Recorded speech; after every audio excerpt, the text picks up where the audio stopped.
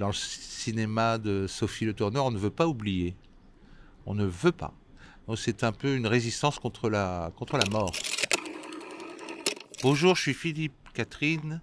Je suis à Cannes pour le film de Sophie Le Tourneur, L'Aventura. Bah tu vas où hein? Je vais me balader. Tu vas te balader? Mais qu'est-ce qu'il fout? On comprend jamais ce qu'il fait en fait. Je crois que j'ai oublié de fermer la bagnole. J'ai l'impression que les gens sont plus capables d'improviser. On va être très sévère là, parce que les vacances, ça va très mal se passer. Je pourrais dire que ce film, c'est un film domestique, puisque vous avez 4 personnes qui sont de la même famille, hein. 2 enfants et un couple qui partent en vacances. Donc ça paraît, bon, tout ce qu'il y a de quotidien, mais c'est justement ce quotidien qui est intéressant. C'est-à-dire vraiment dans les plis des vacances, hein, ce qu'on ne voit pas habituellement. On est un peu dans l'infra-ordinaire, quoi, quelque part.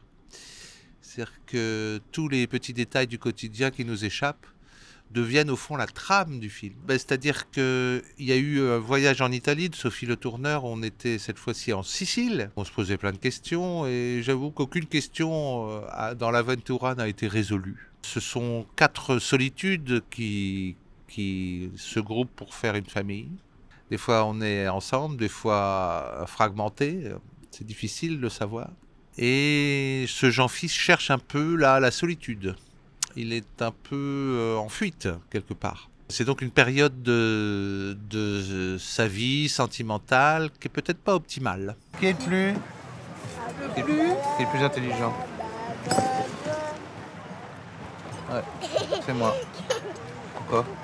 Le plus beau?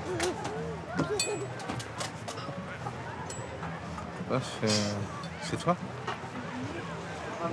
Qui est le plus chiant? Moche? C'est quoi? C'est moi? Vous êtes dans un cinéma plus sauvage, avec une équipe réduite, à l'extérieur, en l'occurrence, j'étais en Sicile, en Sardaigne, et la vie continue en Sicile, en Sardaigne. On n'arrête pas la circulation pour tourner le film. Quand il y a quelque chose qui se passe dans la rue, ça continue, quoi. La vie continue. Les gens sont dans le film sans savoir qu'ils le sont vraiment.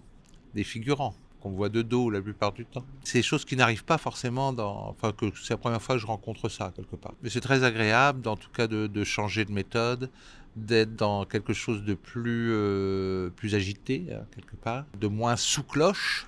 C'est très agréable aussi de faire comme ça.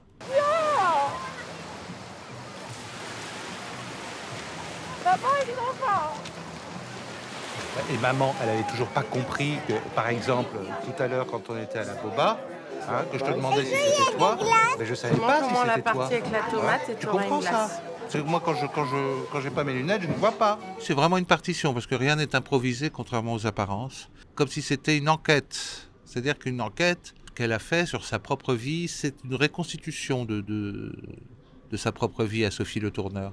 Donc ce sont les vrais dialogues, les vrais mots qui ont été prononcés. Il y a même eu une maquette du film.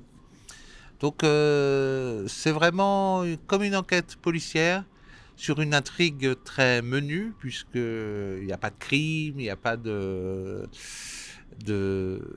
il n'y a pas de méfait, hein. C'est juste l'aventure pleine d'une famille qui doivent fonctionner ensemble. Et il s'agit quand même d'une enquête, même si l'intrigue est menue. On découvre qu'au fond, la vie, comme elle se déroule, jusque dans ses détails les plus triviaux, est ce qu'il y a de plus intéressant à vivre. C'est souvent les moments les plus importants, c'est souvent ceux qu'on oublie. Dans le cinéma de Sophie Le Tourneur, on ne veut pas oublier. On ne veut pas. Donc c'est un peu une résistance contre la mort, quelque part.